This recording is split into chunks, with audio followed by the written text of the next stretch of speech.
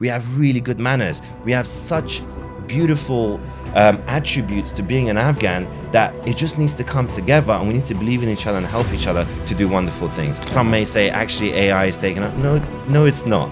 The only people that AI is going to take over is the ones that don't know how to use things. I mean, the best things that happen in life happens through uncomfortable situations, right? When you're in your comfort zone, not much really happens. If I am not in fear in taking action, in the actions that I take every day, I'm not doing something right. So when I say I have the resources, I truly have the resources. And I'm literally sitting here waiting for Afghans to say, Hamza, I need this. Can you provide this for me? I have eventually realized that I have to do something else for myself as well. Brand. Yeah, and for my people. If you don't have the 9-to-5 job, then how can you support yourself in the evenings and your rent and all of this stuff? So that security is also important. If you know, the capital is not going into the business, the capital is going in you. I've even gone on my knees.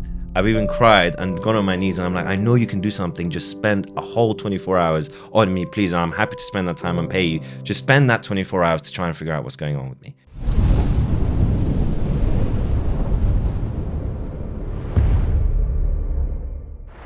Hey everyone, welcome to Raw Talk with Surosh, where we strip off the layers and talk about the real, raw truths of life. Some people walk into a room and simply exist. But my guest today is someone who walks in, who steps in, and shifts the entire energy. He doesn't settle for surface level conversations.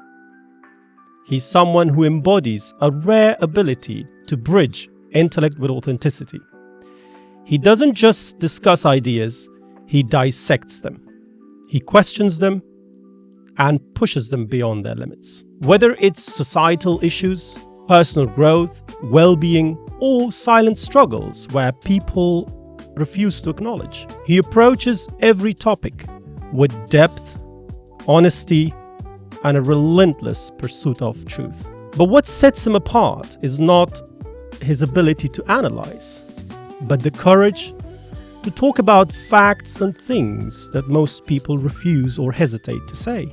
In a world where silence is a safer option than telling the truth, he knows, he stands firm, and he knows that progress is in the discomfort.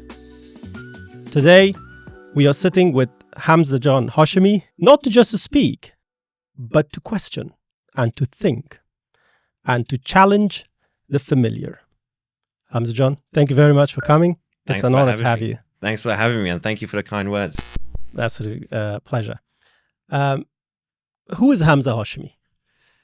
I'm Hamza Hashime is just like everybody else. You know, I'm just as refugee background. We came here in 1999.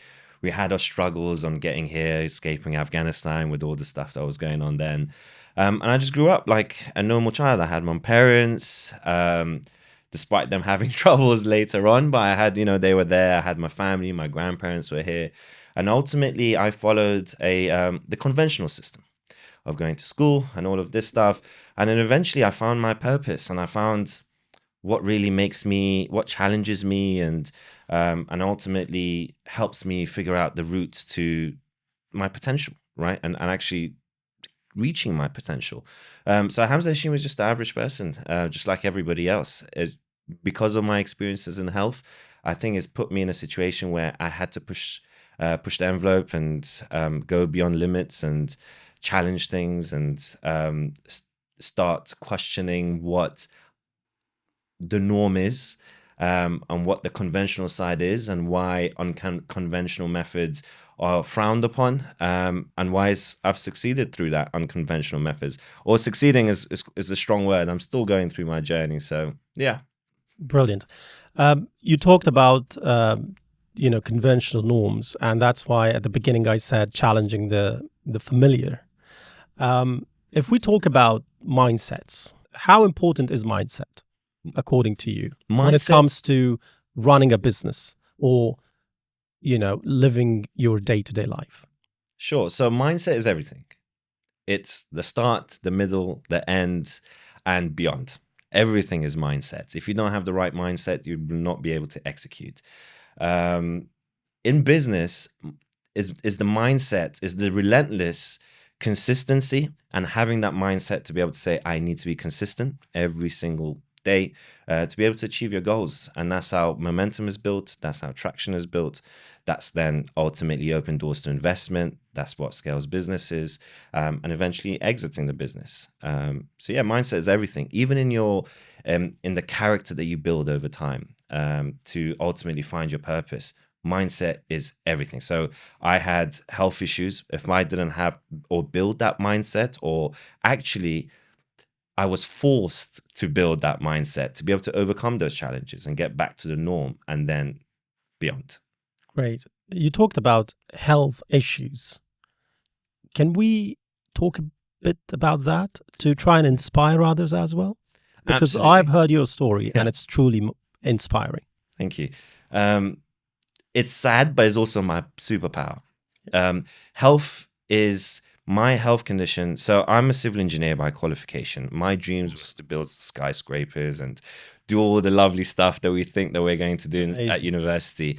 And then that came to an end in my master's. So I was in the middle of my master's. I got diagnosed with immune thrombocytopenia, which is ITP. Your immune system starts attacking your platelets. So if I got cut, I wouldn't stop bleeding if my platelets were low. Okay. And I got diagnosed in 2016, and I got to a point where none of the drugs were working. None of the pharmaceutical drugs were working.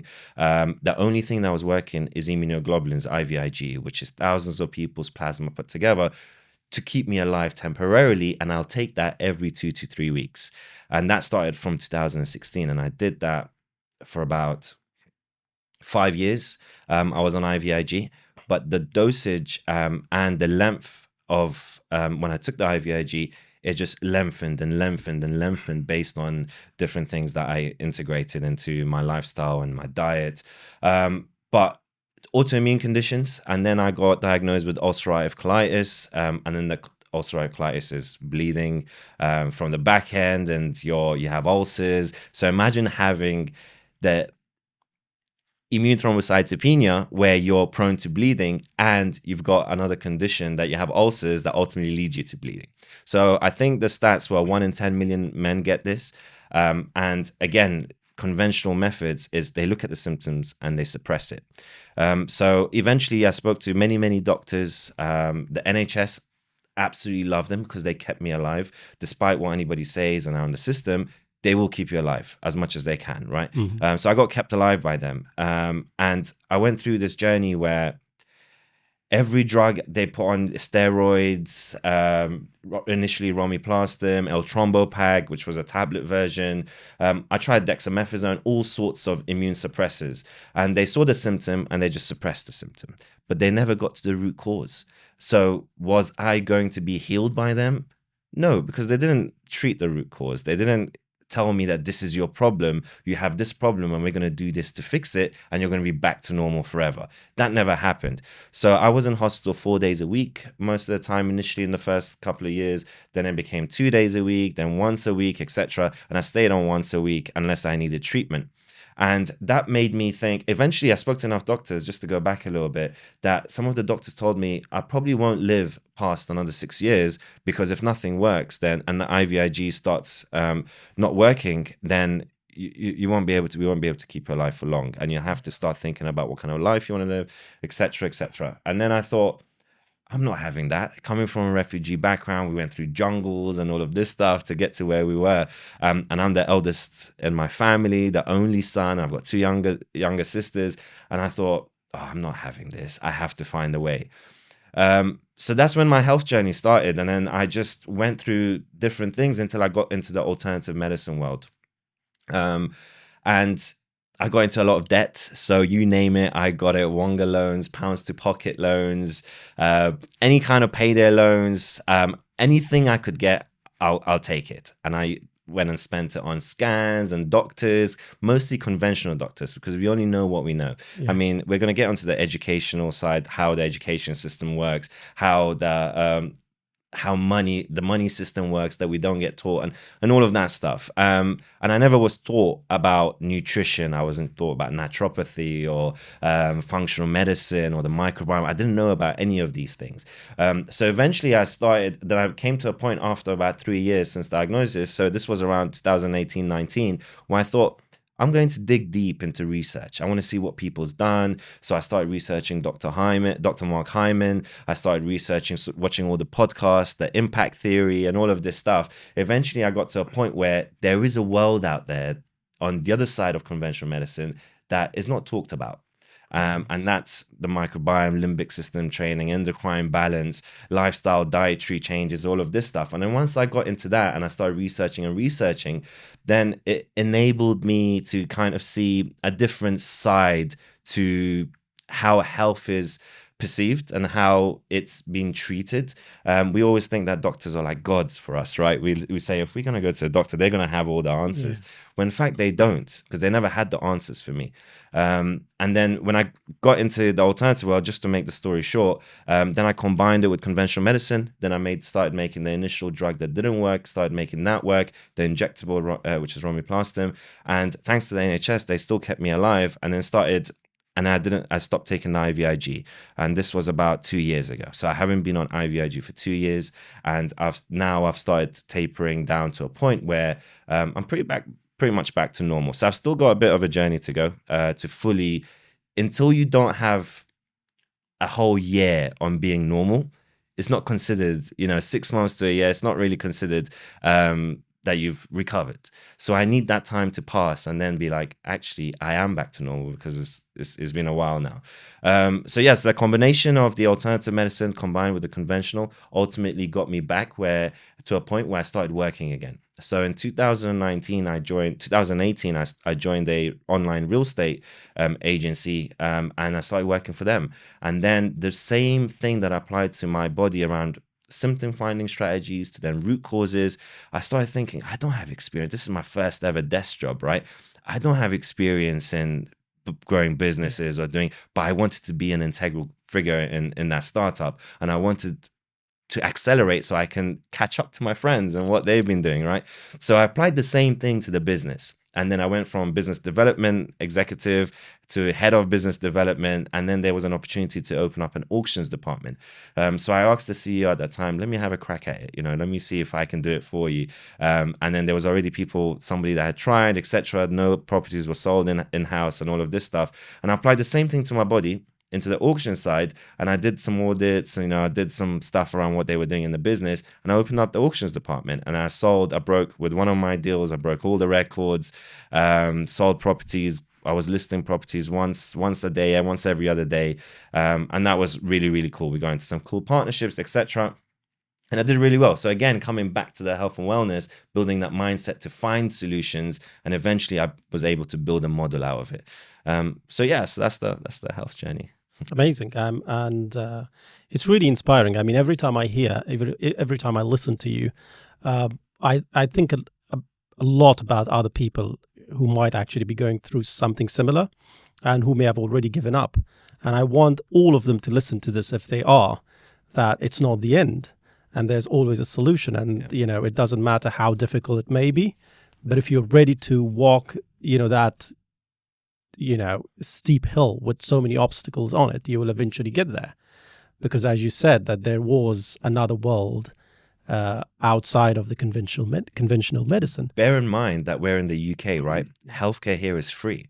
Yeah. So if I was in Afghanistan, if I was in Iran, if I was in anywhere else that didn't provide health, I wouldn't be here today. True. So that was I should consider myself lucky. Right. And YouTube saved my life, because that's where I got all my information from initially. Yeah. So I thought I'd throw that in there. Amazing. It actually reminds me about, you talked about the mindset and, mindset being everything, beginning, end, middle, all of it. Psychologists say that there are two types of mindsets we have, a fixed mindset and a growth mindset. And I have, various people that I've met throughout my life so far, I've come across, different people. And while speaking with them, I've actually also tried to see where they stand or which categories of people they are in. And I think you are in the growth mindset category. They say if two people, for example, standing at the edge of a river, and on the other side of the river, across it, they have everything. There is everything that they ever wanted: money, fame, satisfaction, everything. One or the first person looks at it visibly and says, "Oh, the river is too deep." And then goes on and says, "The current is too strong." And then says, "I can't swim. There's no way I can get there." So he's already given up. But the second person looks at it and says, "Maybe I can build a bridge. Maybe I can swim across it. Although it may be a strong current, but maybe I can try. Or maybe I can build a boat to try and get across the river." The second person has a growth mindset, which I think is similar to your experience, to your journey, because you did not just give up. A lot of people would have given up. A lot of people would have said, "No, I can't." And there's a research actually that's done on this. And they've seen people with growth mindsets who have made a mistake deliberately in order to complete this research. They have made them make a mistake deliberately, and they have seen in this MRI scan that as soon as they make a mistake, that part of their brain or a part of their brain lights up, which means, "Oh, I have made a mistake. I'm going to learn from this now, and I'm trying to, overcome this next time." But when they check the same MRI scan for a person with a fixed mindset, the brain was static, no reaction to it. So what do you think about this? I mean, do you really think that you've got a growth mindset? I think entrepreneurship was forced on me, right? So to be an entrepreneur, you got to find innovative ways. You got to find creative ways to go from 0 to 1. What I mean by that is that you got to invent things. You got to make things happen out of nowhere. And that's ultimately what the growth mindset is. Because I couldn't have a 9 to 5, because of I couldn't be an engineer and all of this stuff. I had to make a living somehow. Then I looked at building a business and all of this stuff. And I thought, what's the best way of building a business? And then what came to my mind, find your killer, find the killer that's doing it right now, learn as much as you can, and then grow from there and see what you can do. And entrepreneurship was forced on me. So that growth mindset essentially came from no choice, right? So in my life, everything that I do now, I relate it back to what I went through in the hospitals and the relentless kind of search to be able to find answers. And then I apply that to everyday life now in business and my relationships. And if there is, sometimes there's some things that doesn't have answers. And sometimes you just have to let it go. And that's also okay, right? Yeah. So you come to a point where the growth mindset to me means if there is a problem, you don't look at it as a problem and say, "Oh, that problem exists." You say, if there is a problem, then you look at it and you say, there's a solution that must exist, and I'm going to find that solution. And that's ultimately what I do day to day. With all the businesses that I've started or being an entrepreneur, and I've helped businesses grow, startups grow, I think the one thing that's been consistent with me is finding solutions to things where others would kind of just say, "Okay, it is what it is." Whereas I say, "No, it isn't what it is. We need to find the solution and fix this or enhance this or build this or find a way to then merge this with something else to make a better product." And that's me being 0 to 1. Wonderful. Excellent. And I wanted to actually say this, then people watching this might have already realized that whether they have a growth mindset or a fixed mindset. You talked about looking at things as soon as you look at something, whether you look at it positively or negatively. Now, for example, if it's a glass of water and it's half full, you might look at it and say, "Oh, the glass is half full. I will have it. I'm thirsty." Somebody else might actually be thirsty, look at the glass of water and might say, "Oh, the glass is half empty." Yeah. Both carry the same meaning, but the sense is different. Like I'm looking at the negative aspect of the glass being empty or full, whereas you're looking at it from a positive perspective, right? So there are people like that. And this actually, I think, applies to everything in life, not only to a glass of water, but also when you're starting up a business, you look at a business, and it really does apply there as well. Whether you, from the very outset, do you think that you're going to succeed? So now this leads me to this question.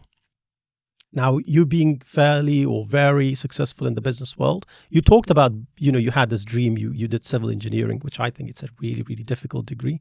And I am absolutely out of something like that. I never wanted to do that because it's so difficult. And that actually shows how clever you are. You talked about building skyscrapers. I think you've already built a skyscraper in yourself, in the way you think. You've created businesses, the kind of mindset you've created, that itself is as difficult to build as a skyscraper. So the question is the Afghan business community thriving or surviving? I think very good question. Firstly, I am not very successful by any means. I would like to say yet, but I think success is only how you see it. I feel like I'm already successful by being able to spend the times after the 6 years that they told me with my family. I think that's success in itself. Success comes in many, many ways. But I'm still on that journey. So I'm still on that fact-finding journey, figuring out how I can make an impact into lives. And that's a good question around, is the Afghan community thriving? I don't think so. And if I didn't go through the health condition that I did, I think I'll be in the same place as them. I think I'll have the same mindset as them. I mean, there are successful Afghans. There are some key figures that we all look up to. And there's some people who do really well and not very successful, but they have the growth mindset and they grow. But then you have to start looking at what are they growing in, right? Are they growing in shops? Are they growing into retail? Or are they building some really successful businesses, education in the conventional world, or in like as in the corporate side of things? What are they doing? I think the Afghan community need better education. They need better insights. They need to understand that the norm is not the norm. The educational system that we think is perfect and amazing and we have to study. Actually, I want to put it this way. If I was to go back and into my 17 years of age, right, doing A-levels, would I go to university? No, I wouldn't, right? That's a big thing to say amongst Afghans. If I sit down, if I was to go back to my 17-year-old self and sit down with my family and say, I'm not going to go to university. Firstly, I'll probably get a slap around my face.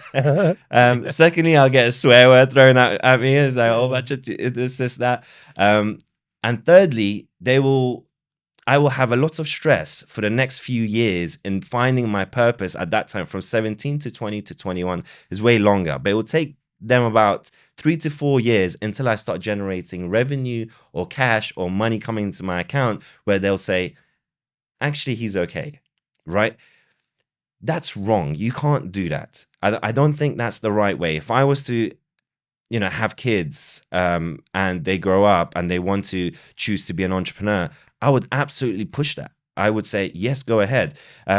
If I was to say, okay, let them follow the whole educational system as it is in the UK, I'd probably enhance it or change it around. I'm a big believer of social gatherings, and I think businesses who work in the office are great. But I also think that remote working is also very useful now as well, and I think is really important. So can I then connect that to homeschooling? I think I can, especially with the amount of tools and the resources and the knowledge we have. I would probably prefer to homeschool my kids and send them to certain types of activities like football or chess matches, or get them to meet other people in terms of events and stuff, or like a community-based events. But then I would like to do the homeschooling. I'll get a good teacher. It doesn't have to be myself or my partner at that time or whatever, because I'll be able to teach them the right things. And the first thing is, how do you look after yourself? Who was Hamza Hashime, or who was Surosh at 17? What is the direction you want to go? Do you even know why you're studying the subjects that you're studying? Do you even know why you want to be a doctor, engineer, or a lawyer? That's what's pushed on us, right? you got to find those things. And if it means not studying or going to university because you've done your school, you've gone to college, now you want to specialize in something. But what does that actually teach you? That teaches you to learn how to work for someone, how to follow a program, how to follow the 9 to 5, how to make sure that you can submit things on time. But entrepreneurship is not that. Entrepreneurship is about creation, right? Business is about creating something new, solving problems. So the first thing you got to ask a 17-year-old is not what subject you want to study or not what degree you want to do, is what problem do you want to solve, right? And if they don't know what problem they're going to solve, it means they need to educate themselves more. They need to research more. They need to do different courses. They need to find who they are internally and externally to then be able to say, this is the problem I want to solve. I didn't know that. I mean, for me to become an engineer was I wanted to make a whole load of money and support my family and have a big house and be recognized as an engineer, Hashime or engineer. That's what I thought. That's the mindset I had then. But the mindset I have now is, do I have my purpose? Yes. And that's to impact a lot of people, masses of people, to say that there is alternative solutions to chronic illness. Am I solving a problem? Absolutely. Because with the business and people and the community stuff that we're probably going to get onto later, I am trying to solve a problem. And that problem is, the foundation of it is health and wellness. So if I was to go back, I wouldn't go to university because I wouldn't know why I would go to university with the knowledge I have today. Will I tell my kids to become a doctor? Actually, I'm going to be, maybe, because I love, the whole doctor side of things and all of that stuff, but I will still let them explore. Find yourself first. What is the problems in the world that you're aware of? Can you solve those problems based on what you get excited on? So there's a whole methodology you can follow to be able to find out who you are, what kind of problems you want to solve, and then the impact you're going to have. Because the byproduct of that would be monetary value as one of the byproducts.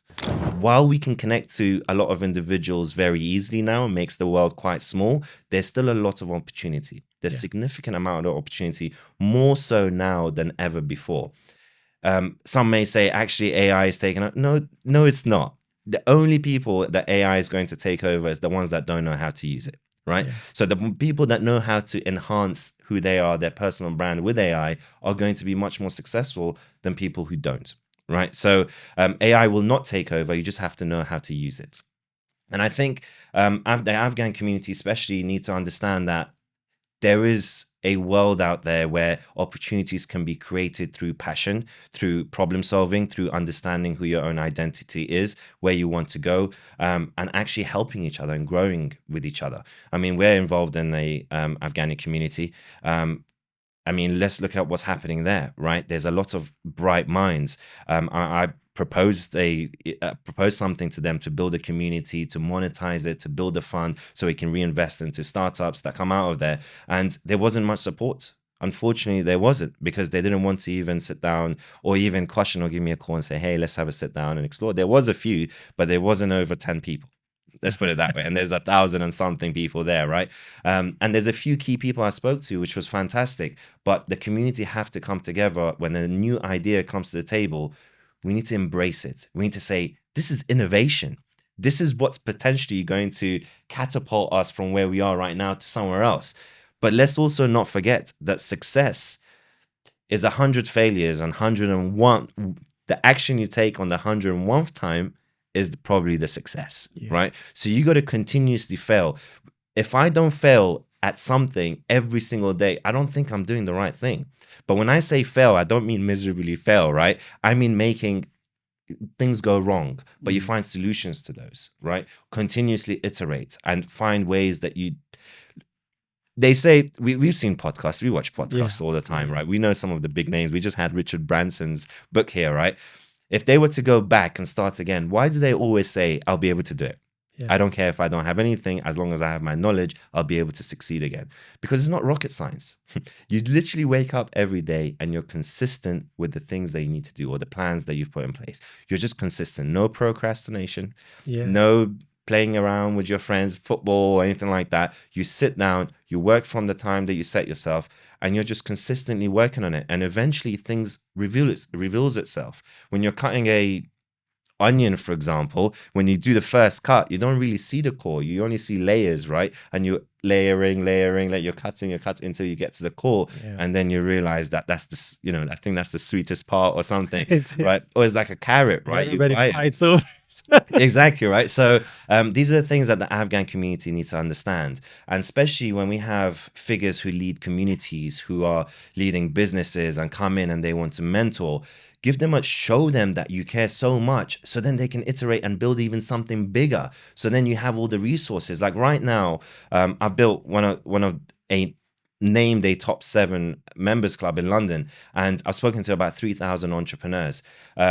So I've got a lot of access in London right now with the network I have. I brought that all in to an Afghan community that we both know about, which we're not going to name. And I bought all of that. So all I wanted for people to do within that community is to say, Hamza, I need this, I need that, I need that. I would have just given it to them for free. Just like, I need access to this person, I need access to this tool, I need knowledge around this. How do I do this? The hows and the whys and the execution plans and all of this stuff. Happy to do all of those things. We have a gentleman in Afghanistan who's trying to build the Alibaba of Afghanistan. His name is actually Shirzai, and his World Bridge, right? I had my first conversation with him about 3 weeks ago. And I'm still yet to sit down, well, he's in Afghanistan, but sit down to go through his business model and all of that stuff. But what he's doing, and with the resources and tools he has already, he's already built a business. Like I can get onto the phone to him right now and order a bag, right?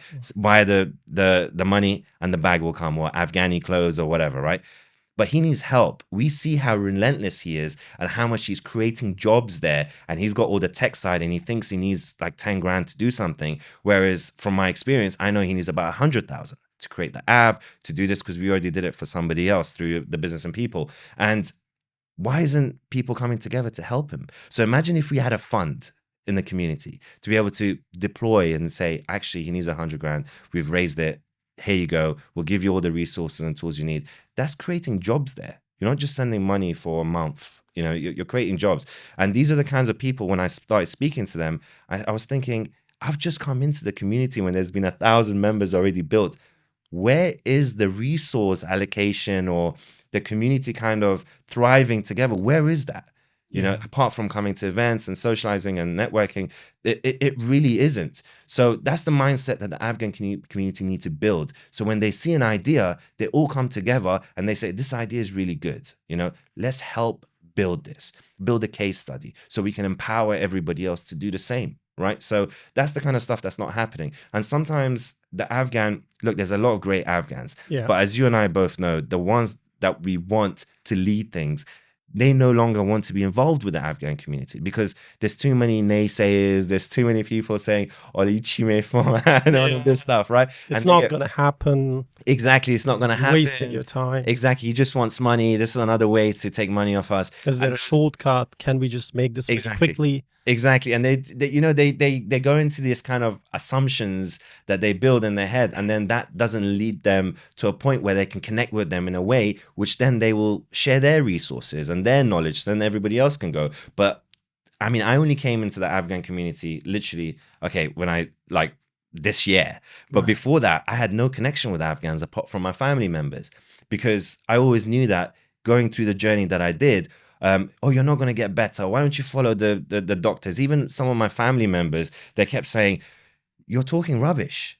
Go and take those drugs. Do this, do that. And I'm like, they're going to take my spleen off me. Like, why shouldn't I fight to live rather than trying to go with what they're saying? While they're also saying I might have 6 years to live. Why should I follow that? They were like, no, you're being stupid. Go to work. And they wouldn't believe some of the things. All of these things then not only demotivate you, but they bring you down. They bring your character. Then you start thinking, especially if you don't have the right experiences, then you start thinking, maybe they're right. I mean, I had several of those occasions. I'm like, maybe what they're saying is true. Maybe I might have another 6 years to live and I'm just going to make the most of it. I'm just going to take more loans, right? But I didn't. Luckily, I didn't. And I had my mom behind me who supported everything that I did. So the Afghan community needs to start recognizing that we're strong together.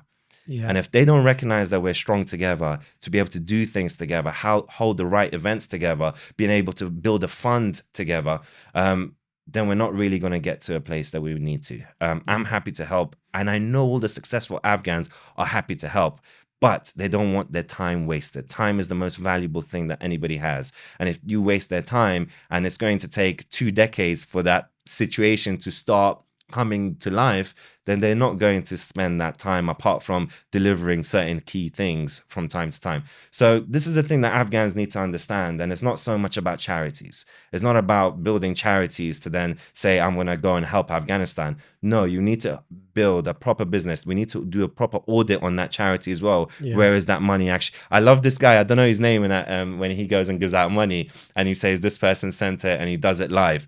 Yeah. That's very cool, right? Because we know where the money is going, all of this stuff. But then if we didn't see it on camera, we would think, where is this actually happening? So there needs to be systems and processes for the non-profits. There needs to be systems and processes for the startups that's being built. And there needs to be a fund, and there needs to be a community where we can drive those resources and tools, because we've got everything available to you. You name me one thing, I will source it. I'll be able to tell you this is where it is and we can make it work. Yeah. Amazing. And I think people who are watching this, they should actually, act immediately. Action. The problem here is that we are big talkers, but we don't act a lot. Yeah. And I think actions speak louder than words. That's what they say. From your talk, I've just picked up 3 points here that I would like you to talk about. Sure. One of which is fear. As soon as you come up with a new idea, they tell you, oh, that's not going to happen. It's not possible. It's going to take too long. What if in the process you lose all your savings? And what will you do then? This fear is what's stopping them from, taking action, building that business that, could possibly make them as big as Richard Branson. How do they get rid of fear? Now, how did you get rid of that fear? So that others could also learn from your experience. Absolutely. So this ties into various different things. I mean, the best things that happen in life happens through uncomfortable situations, right? When you're in your comfort zone, not much really happens. Eventually this is where depression comes from as well. And I know a lot of people won't agree with me on this, but when you're really comfortable, eventually, things just become stagnant and just as it is, and you don't really improve. As humans, we consistently need to improve. We need to get better day to day. I have fear. I have fear sitting in front of you right now and thinking, before I even started, now we've got into the rhythm. Yeah. But when I sit down in front of you, the first thing I started thinking is like, people are going to watch this, especially our Afghan community, right? People are going to watch this, what they're going to think. That's fear. But then authenticity comes in. Look at what I've been through. They wasn't next to me in my hospital beds. There's many people out there suffering in hospital beds that they have a fear as well. But I have to share this, because if I don't share my experiences, if I don't share my vulnerabilities, firstly, I won't get over that fear. Secondly, all those people then won't get empowered to say, actually, I'm going to give this a go as well, right? But there's also another thing which comes from the health and wellness world, which is trauma. And a lot of fear comes from trauma. So when we grow up, like, for example, I love my parents to bits. They're both with me at the moment, etc. And there was a time where there was problems happening between them, or my mum sacrificed some parts of her life that was associated with my dad. And then I saw that, I witnessed that. So the fear of departure, right? Yeah. The fear of something not happening the way you wanted to, or people pleasing because they might see you in a weird way, all of this stuff, or even taking that leap of faith to start a business. I want that security. What if I don't have the money, like you just said, and all of this stuff, right?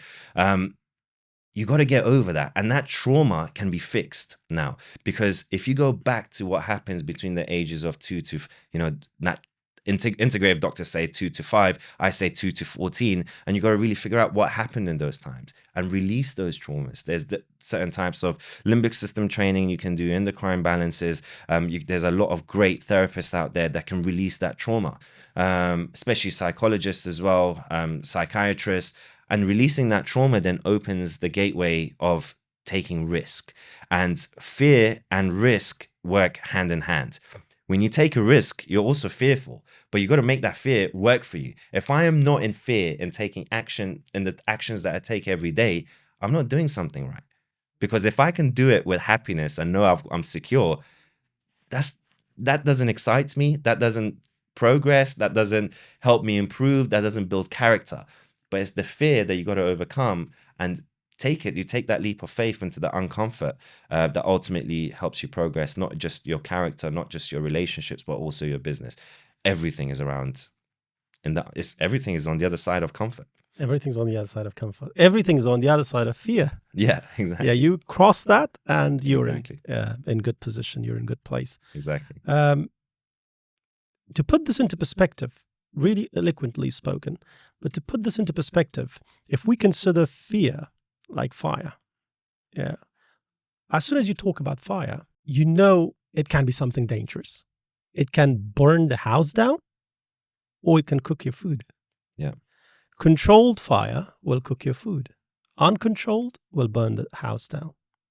And I think fear is something similar. Every human being has fear. You have it, I have it. It doesn't matter. Even the richest person on the face of this earth has fear. But I think they have controlled fear. Yeah. Can I add something to that? So this is why I go back to processes and systems and making things systematic.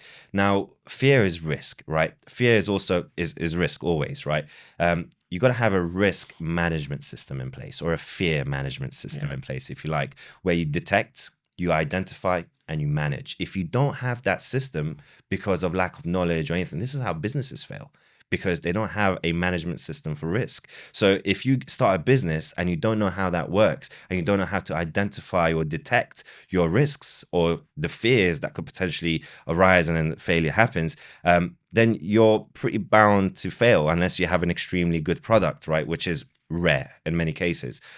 So having that system in place is really good. And right now in my businesses, even in my health, everything that I do, there's a spreadsheet. And that spreadsheet, and I use a type form, and I fill it out in my end of, look, I'm weird. I'm really a weird person. At the end of the day, I fill out my own type form around what I did. I think that's unique.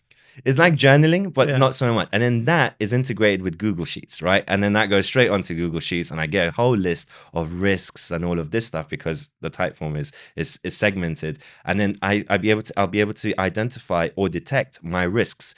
Then the next morning, I look at that because I do analysis for the day, and I look at what I'm going to be doing for the day. And I look at my spreadsheet and I say, okay, these are the risks that's come up in the spreadsheet. How do I make sure this doesn't happen, or how do I manage this, right? Then that goes into the whole system, and you got to build that system bespoke to you, right? So that's really important. Now, I being a chartered certified accountant, when I'm in the office and sometimes I have to analyze these Excel sheets and numbers for the company, I think to myself, I know so much to be able actually to tell these people who are running this business whether they're doing well or not doing well. Why am I not using this to my own advantage? Why am I not building my own business? Why am I not running something similar and use my knowledge to eventually be able to have something that these people have? So we need to always challenge ourselves. We need to always question, have a questioning mind, be skeptical about things, but not negative. Yeah. Not negative. Keep questioning it all the time. That's how you learn.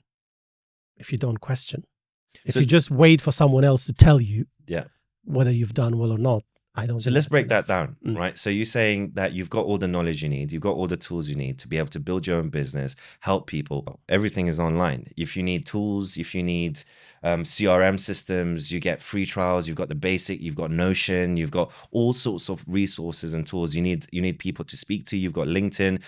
You need to contact them. You can do data scrapers from different tools, and you can get all of their data. You can join a community. There's free communities out there as well. I mean, you could start a business from zero. You don't have to have capital to do it at all. But what really makes the difference is making your first sale, right? So to make your first sale is your personal branding. Have you built good relationships? Do you go out networking much? Have you met the right person? With whatever you're selling, if there's good value attached to it, why would somebody not buy it, right? So if you believe in the value that you're providing to people, then go for it. Start that business. Go make your first sale, because when you make your first sale, then you know it works, right? Then you can make your second sale. Then once that revenue comes in, then you can start having bespoke or personalized tools in your system. Then you can build a structure, right? So eventually you get to a point where you're generating 10, 15 grand a month, and then you're spending about 6, 7 grand a month, and you don't have to work as hard as you first started, where you have to go out and et cetera, et cetera. You can employ somebody. Now you've got AI tools that can do that for you. You can do content creation through various different AI tools. You can just use your phone to video yourself and just put it on YouTube and add tags, and you got to educate yourself. There's lots of ways in starting a business from zero. Wonderful. Success is never celebrated amongst our community, unfortunately. I've asked my guests in the previous episodes as well, and I would like to ask you as well. Once you have reached a certain level, or you've started a business, people around you, even the ones who are very close to you, will wait and see when you're going to fail. It's called the unspoken reputation currency. So as soon as, or the I told you so attitude, didn't I tell you not to start this business? Didn't I tell you you're going to fail? Look, that's what's going to happen to you. That's what's happened to you. So don't come to me now. Don't talk to me now. How do we change that? Look, it's stay in your lane. Who cares what they say, right? If you believe you're solving a problem, you do it anyway, right? So that mindset of people saying, look, you're not going to be able to do it. Firstly, if you're building a business, you're not going to have time to sit in front of those people for them to say that, right? They say that because those family Eid gatherings and all of this stuff. Eventually you pick it up, or your mom say something to you and it's come from somewhere else and all of this stuff, right? But you're not going to have the time or the headspace to be able to think of those people saying that. That's entrepreneurship. There is no time for that. Yeah. So when you stay on your lane, you got to just remember, I always remember one thing. The more I do for myself and my business and grow it, the more these people will see it and the more they would want to get involved with me. Because then they want to, once they see you, because success is, buying a house is also successful in our community. Buying a pizza shop is successful in our community, right? Saving 50 grand is also seen as success in our community. Avoiding tax at £80,000 or £85,000 is also seen as a success. But if you stay in your lane, success has its levels, right? So when somebody goes through a university to become a doctor, there's a lot, Namit, he can't do it, she can't do it, or this, that, Iranians, Afghans, all of this stuff, right? And then when you become a doctor, when you reach that point, he's just started, you probably can't fix people, all of this stuff. He's just working in A&E in the hospitals, etc. And then you become more successful. You become a GP or you're running your own private clinic. That's when people start wanting to be around you, because there's levels to success. So if you stay in your lane and you get to a point where you're successful enough where people can't say anything bad about you no more, and them saying bad things throughout the journey is a good thing, because they're following your journey. They're seeing what you're doing, right? So when you get to that point when you're really successful and they start recognizing things in their own life with what's happening with their kids, who are they going to send them to? They're going to send them to you. Yeah. Because they've seen your journey. I trust this person now. I believe in this person. This person is amazing. They're going to start, I want to use the right word. They will start using your successes to feel a little bit successful by sharing your successes with everybody else, right? And that's the beauty of staying in your lane and doing what you need to do to complete your mission, because those people will come around and become your fans, essentially. Sure. You think they're going to follow you after you've reached the acme of success because you've earned a lot of money, or because of your achievements? You've earned their respect. Mm-hmm. Respect is also earned. While they should give you respect for trying in the first place anyway, and while you should get respect for failing as many times Doesn't respect normally come once you have money? In our community, yes. But in reality, it should be from the beginning. This is what I would do. Can I give you my suggestion on what I think the community should be, right? So even this community that we're involved in, the first thing they need to do is recognize that there needs to be serious innovation. There needs to be tech that needs to be involved. There needs to be a coming together in much more of a strategic, much more value-driven manner. So that means the tech side, they need an app, right? the app is cool, and there needs to be a social media side to the app where actually we're building this as the Business and People Foundation hub at the moment, which I'm going to show the Afghan community and stuff like that. But there needs to be a social media side of things where bright minds are continuously creating content. So that comes into the community. And then there's a fund created, and there needs to be the community members paying about 50 to 75 pounds a month that then ultimately pushes them to do also business, so that we can do good events, all of this stuff, and then they can do business with each other.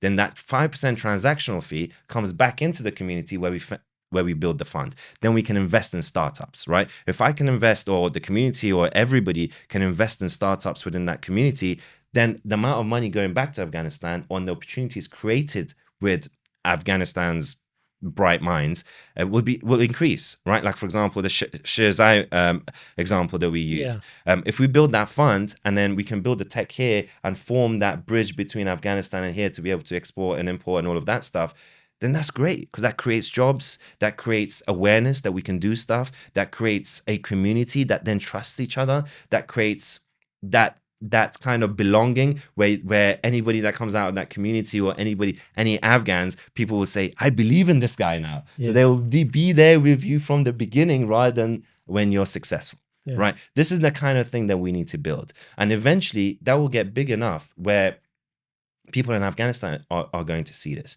where they will suddenly share their ideas and create content for us over here. So then we can say, actually, that's a really bright mind. What can we do to help that person?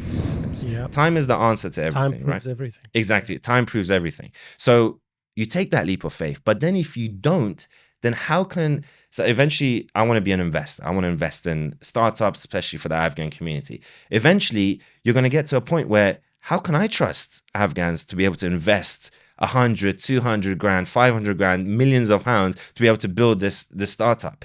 That mindset won't be fused within the community, right? So you got to take that trust. So when we first spoke, we got along like crazy. You knew about me, you trusted that we're going to have a good conversation, etc. So you came to Greenford, we had a chat. Straight away when you said, come onto the podcast, I trusted. I said, look, this person's amazing. Even though, the interviews that you've done before and all of this stuff, which is fantastic, I saw that you're doing your thing. Right? So I trusted it. So that's why I'm investing my time to be here, and you're investing your time with me. That's the same thing that needs to happen with everybody else. This is something for our Afghans to kind of answer to this podcast. What kind of educational hub or resources do you need to be able to build that growth mindset, and to also be able to have clarity on both sides of the world?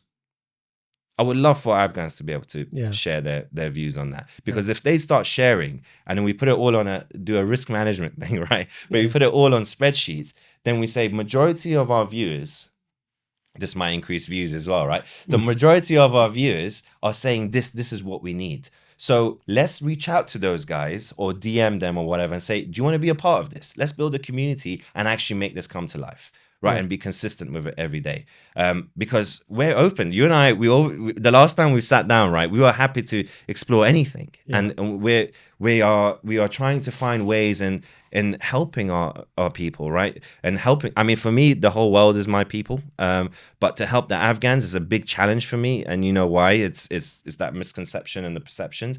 But we're happy to help. So if we know that this is what our community needs, let's make it happen. I'm happy to do it. So if you need a great educational system where you want to go and do a course, if you want courses released, if you want a program, happy to do that. If it's tech-based, happy to do that. So challenge us, honestly. Yeah, absolutely. Challenge us and challenge yourself. Exactly. But challenge yourself to be able to reach out, right? So because a lot of people... Challenge yourself with a purpose. Exactly. Yeah. We're not saying go jump off a bridge and try and still be alive. And go on that journey to find your purpose. A lot of people don't even go on that journey to find their purpose. I know my dad was one of those guys. I know my mom was one of those guys. I know my uncles were one of those guys. It's very common. Yeah, very common. Me as well, and with the rest of the Afghans. So it's, you got to go and start finding your purpose. I mean, we are the Business and People. We are continuously helping businesses grow and scale and help them find an exit strategy and find ways to innovate, bring tech into this. And my co-founder, he's exited 4 businesses. So when I say I have the resources, I truly have the resources. And I'm literally sitting here waiting for Afghans to say, Hamza, I need this. Can you provide this for me? Yeah. and no one's coming to me. Sometimes people say, why should I ask him? Yeah. I'm ashamed. I'm shy. I'm embarrassed, or I can't ask him. I have everything that he has. Why should I ask him? Mm. That's another issue. But they'll be happy to ask somebody who's gone through the educational system and is working a 9 to 5. Yeah. And who's a white or a British. Who's British or white, right? Or is like, they would ask someone who's, an entrepreneur to a corporate person is two very different things. Yeah. An innovator or a creator or somebody that always finds solutions to problems to somebody who follows protocols is two very different things. So you got to ask the questions from the right person. If you've got a business idea and you don't know how to raise for it, if you don't know how to connect with the right people for it, if you don't know how to find your co-founder or even start it up, you have all the tools and the resources. You just got to pick up the phone. You talked about a corporate person being completely different to an entrepreneur. And I'm a corporate person and you're an entrepreneur. Two different people are sitting here and talking about something that they agree on. We both agree on a lot of things that we have talked about.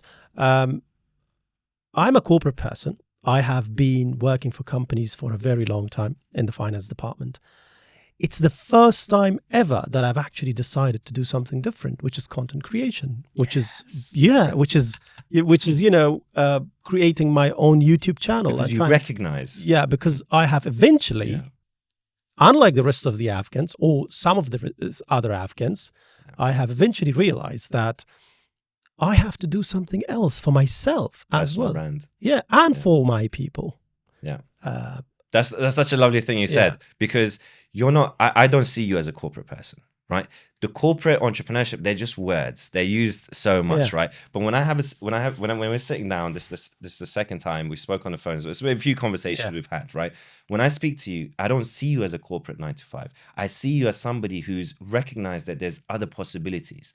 And I see you because you're a self-development guy, right? So you can have a corporate job, but you can also test out the entrepreneurial side, right? If you don't have the 9 to 5 job, then how can you support yourself in the evenings and your rent and all of this stuff? So that security is also important. If the capital is not going into the business, the capital is going in you, right? In terms of your self-development. So you're a big self-development guy. You want to understand what is Surosh capable of? What is your potential? So you're saying, I want to build a personal brand. I want to see where this goes. So you kind of poke the idea, and now we're sitting here, right? So you were sitting, we've done already. I wouldn't have known you exactly if I hadn't had this podcast exactly today. And this is the sole reason why I connected with you. And I said this before, and I'm going to say it again, that it has already started paying back. Not monetarily. I don't want this to, everything isn't money in life. Yeah. The fact that I can connect with others is a great thing. And it's all happening because of this channel. Exactly. And and eventually if this channel grows, which I think it will, consistency. It's not rocket science. It's just doing it every single day. Never give up. Eventually this is going to go so big that you won't have to do the 9 to 5. Yeah. You don't have to follow protocols and make somebody else money. You'll be making yourself money and making an impact into and not just Afghans, but everybody. Yeah. Right. So consistency is the key. And there is a mathematical theory. It's called compounding growth. Now, if you improve 1% every day, you are improving 37 times per year. Now, to put that into perspective, it's like if you read one page from a book every single day, by the end of the year, you've read about 3,650 pages, which is equivalent to 12 to 15 books. Now imagine the amount of information that you could extract from the books and the pages that you've read. Yeah. It's impossible for you not to learn a word or two from it. So this reading culture isn't there either. If you go to an Afghan home, you don't see books. Yeah, you don't. You see TV, Netflix, a lot of other things, but you don't see books. Yeah. Which is really sad. Funny enough, the same thing applies to the stock market. Tell us about it. Enlighten us. If you start investing, like there's a great way which I wish my parents did for me. If you start investing for your kid from the age of, or even the moment they're born, right? And you start investing even £50 a month right now, that will compound and accumulate. By the time they're 30, they're millionaires. Yeah. Like, why do we not understand these things, right? So just invest. That accumulates, that compounds, that gets to a point where you're not investing £50. You would have accumulated about £5,000, and that's making the 5% or 10% or whatever it is on annual returns.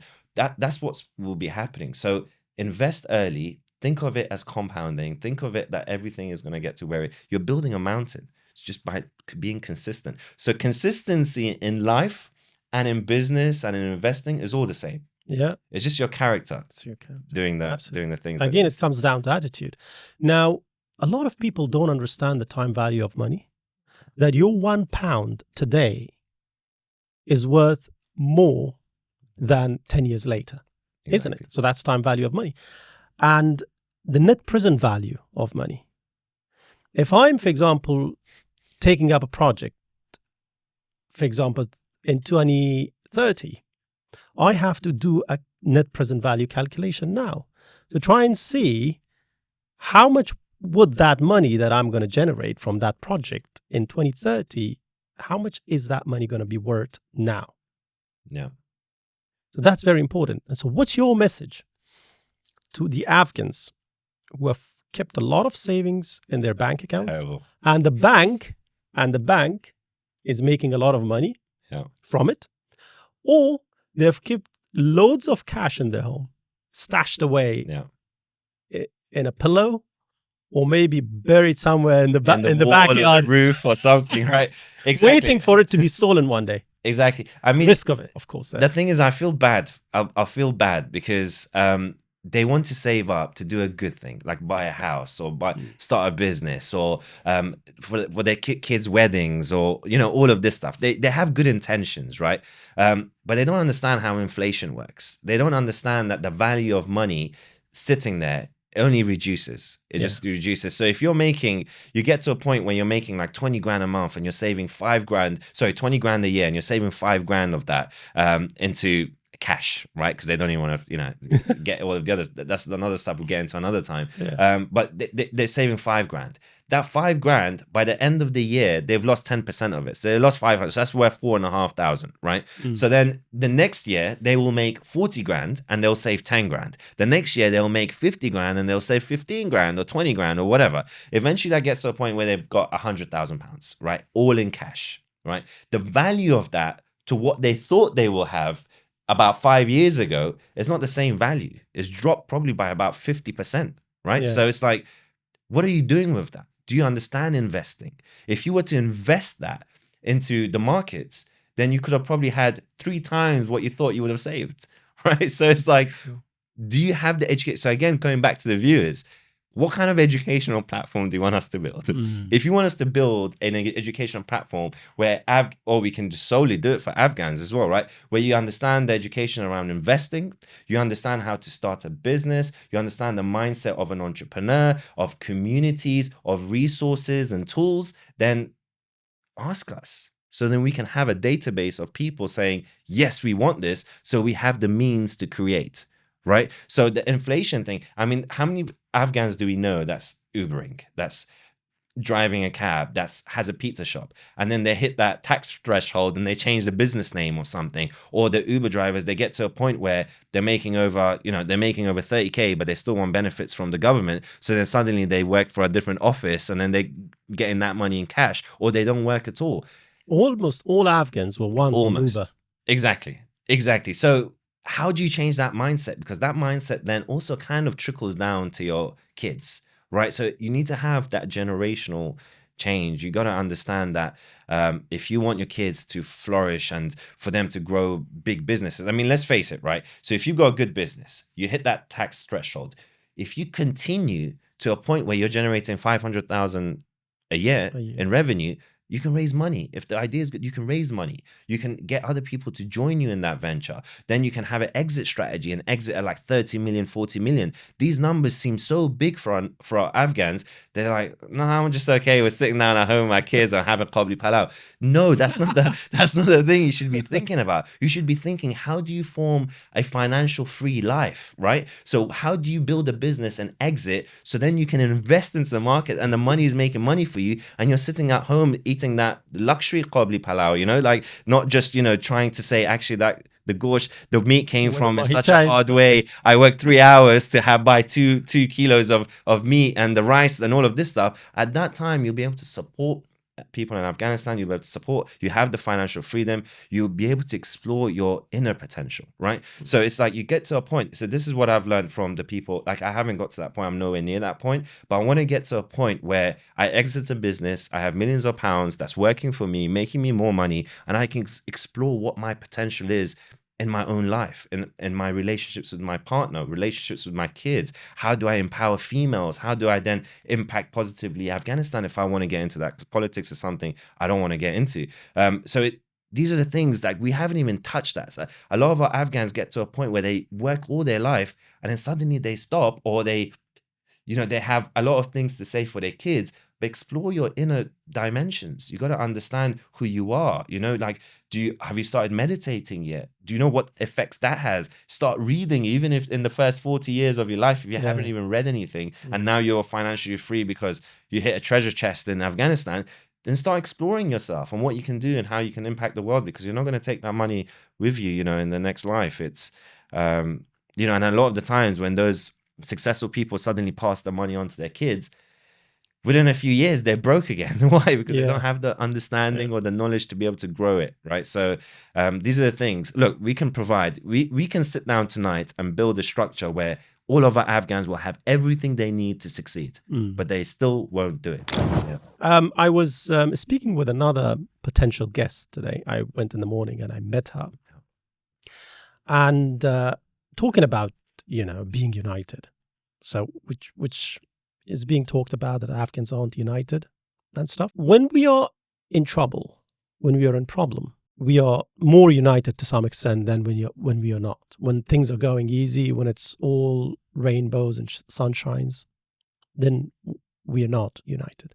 Now, this person says she went to a certain country in Europe on a training, and she is a philanthropist. She works with Afghans and try and help them in every way possible.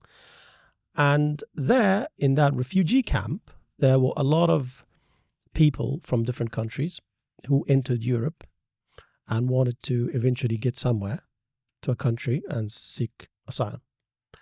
And she receives a call from someone, and she picks up the call and says, "How are you?"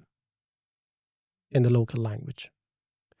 Majority of the people, or say 99.9% of the people, are Arabs. They are people from other Asian countries. But then she says she notices one person who was walking and suddenly froze or freezes for a few seconds, and then turns around and asks, "Are you an Afghan?" The way she explained it to me, it was really emotional, because the question he asked, "Are you Afghan?" He didn't say, "Are you Pashtun? Are you Hazara? Are you Tajik?" He said, "Are you Afghan?" So that means naturally we all belong to the same country. We all, should be. We are all supposed to be for one another. But when it's going easy, this attitude changes. Now, because I'm in trouble, because I'm having it difficult, I'm asking you if you're an Afghan. It doesn't matter what language you speak. It doesn't matter which part of the country you're from. Maybe later on down the line, when I'm having it easy, when it's better, I have a better life, I might actually start asking which part of Afghanistan you are from. So when are we going to get united? Because I think this is also something that is stopping us from working together. This is, I think, causing trust issues and belief issues. What do you think? I think it's I mean, we all come from the same There's a place. message, isn't it? From Yes, I mean, the one thing our Afghans are good at, right? We're really good at this. We love a sob story. We love the sorrows of life, the gham, yeah, the giryan, the sadness. We love that. I mean, look at the dramas we watch too. Most of them are Indian, right? With the whole or Turkish. or Turkish, and they're just crying and sad and this and that. No, hats off to the girl going to refugee camps is big. You know, it's positive impact. And then in those situations, like when I was in the hospital beds, I didn't care if anyone was Afghan or not Afghan. I just want to say, can you help me? Yeah. Look, you're a doctor. I don't care. Like, I wasn't looking for that Afghan doctor. I was looking for the most purest heart to say, Hamza, there is a route, right? For someone who was truly a human. Exactly. Yeah. And I didn't mind them to be brutally honest with me, but just tell me what the truth is, right? And not just follow protocols and say, we have to do this, this, and that. And then that's the same situation with that boy, right? So for him to stand there and freeze and turn around and say, are you Afghan? And be relieved to meet an Afghan, it just goes to show that there's not many pure hearts out there that was helping that person, right? It doesn't matter if you're Afghan or not. But the fact that you get that relief to say, oh, this Afghan person is in their regime and they're going to help. And the fact that that is true doesn't mean that you're Afghan, because anybody who goes to a refugee camp goes with one intention to help people, right? Yes. So for that person to say, oh, this person's Afghan, they build hope and trust that they will get the right answers from this person, right? Which may or may not be true, but that hope is there because they can connect to somebody that's come from the same land as them. But the idea is that you meet the purest of hearts, doesn't matter where they come from, to give you the right information. And those people are willing to take that time to say, actually, I want to help this person. I'm going to show him direction or her direction to be able to do some cool stuff or get out of this mess or problem.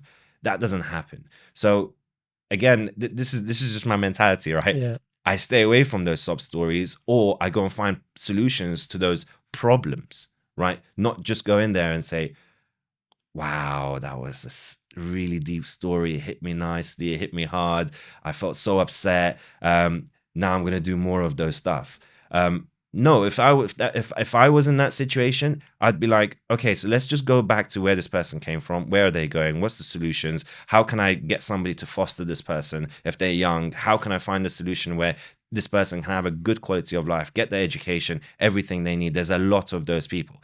If you connect with somebody, even amongst many of those somebodies, there's many of them, and you connect with one person because they're looking for that hope and they're very intrigued to do great things in life, then you do whatever it takes to support, right? So if I can reach into my, knowingly be able to reach into my pockets and take some notes out to say, I'm still going to be okay, I'm going to do that. If I can spend 2 hours with this person and find a strategic roadmap to say, this is what you're going to do over the next 6 months to get yourself out of this mess, and then do this to be able to build a good quality of life, then I'm going to do that as well, right? So that's the effort you got to take, because I'm not a sob story guy. I've been through enough sob stories through, the jungles and the Talibans. I've seen people dead and all of this stuff. So I've come to a point where I want to explore what those solutions are. So if I ever meet somebody that I connect with, because you can't save everybody, right? Yeah. You can only come together to save everybody and make a positive impact. Yeah. But if I find that person,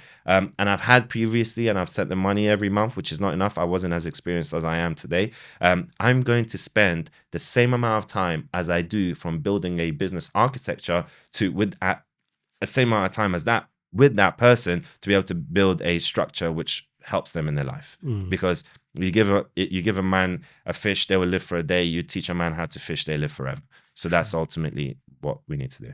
Brilliant. So as a closing, what's your final message?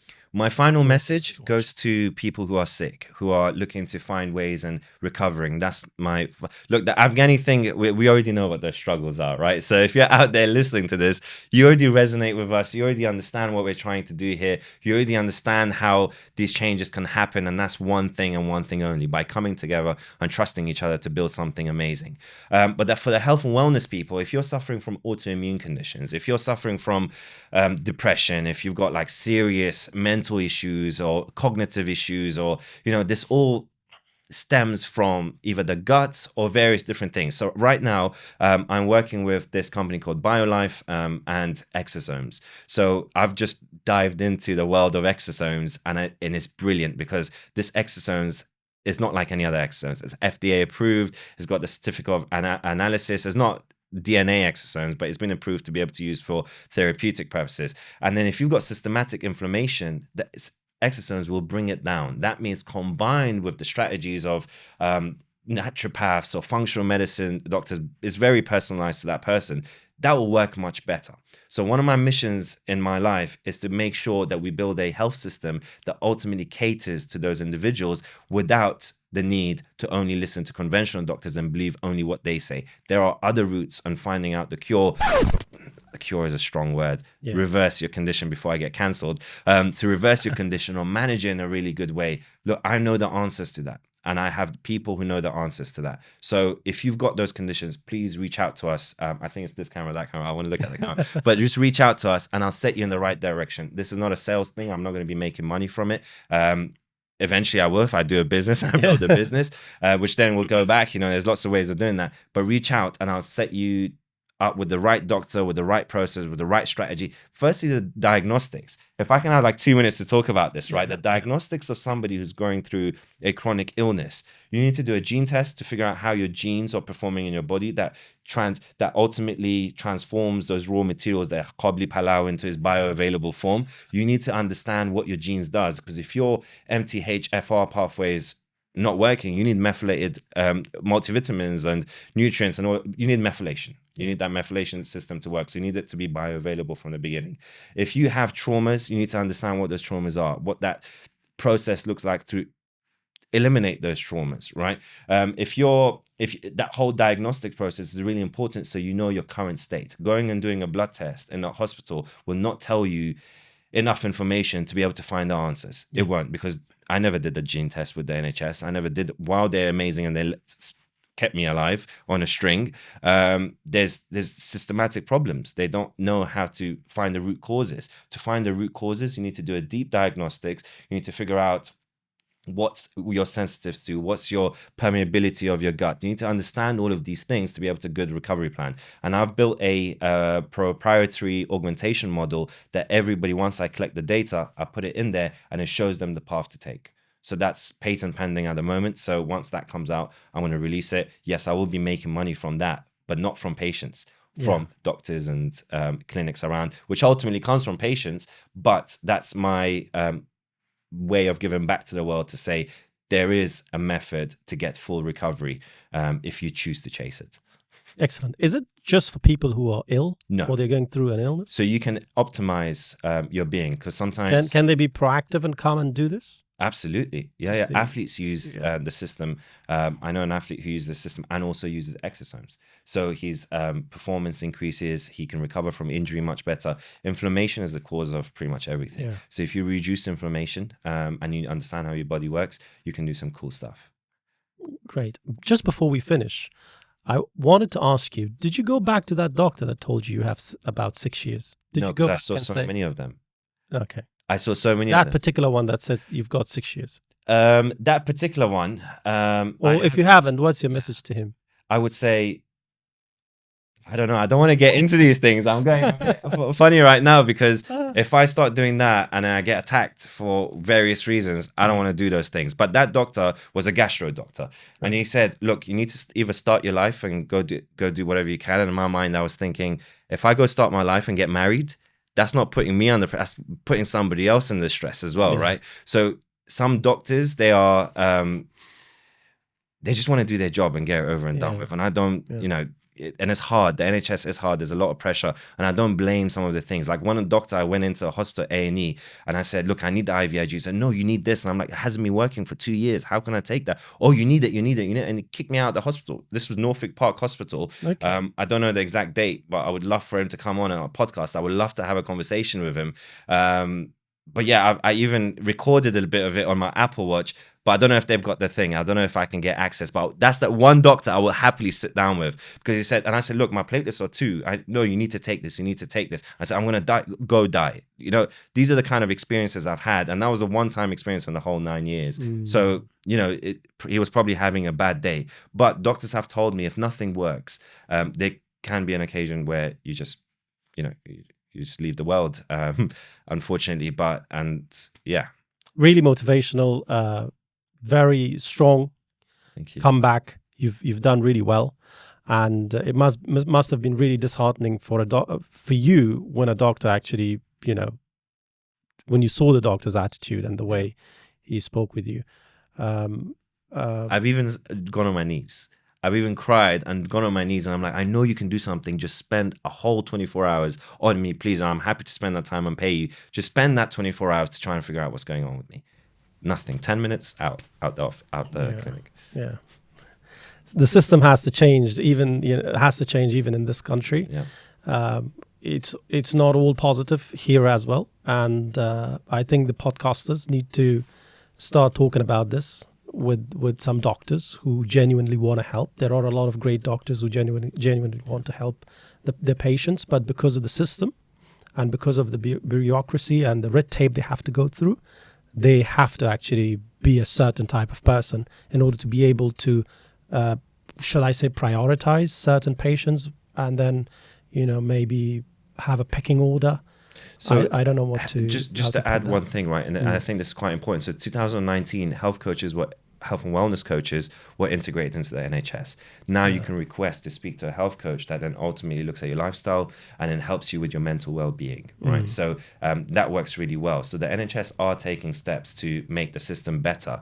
And there's a lot of pressure on them, and the doctors don't get paid much, right? Yeah. And I've met some really good doctors in the conventional side. While they wasn't searching for the root causes, they were still doing some really, like, following the process really well, recommending the right drugs to take and all of this stuff, and really made me comfortable in keeping me alive, right? So there's doctors that exist, and I know a really good one, which again, I'm not going to name and all of this stuff, because I had a lot of good ones, but I've had a lot of bad ones as well. Yeah, along the way. But yeah, you got to understand the information. If you don't know there's health coaches available for you, then how would you know? You got to do the research. And that's why I'm a big advocate. Anybody who's going through anything that want to have a conversation with me, please do. More than happy to share my experiences. But I'm not a medical doctor. I'm just a health coach in that, because I have got my health coaching. So yeah.